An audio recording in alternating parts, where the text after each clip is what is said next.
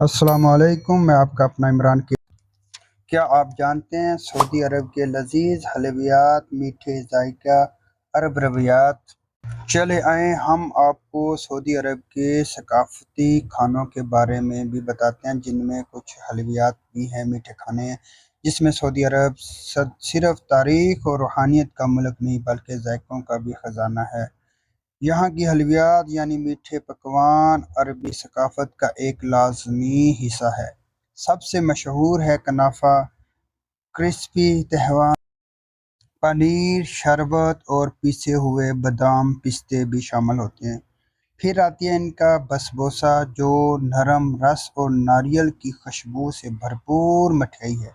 مدینہ اور مکہ کے بازاروں میں اگر اللہ تعالیٰ آپ کو مکہ اور مدینہ لے آئے تو کھانوں کے ساتھ ساتھ یہاں کی مٹھائی بھی آپ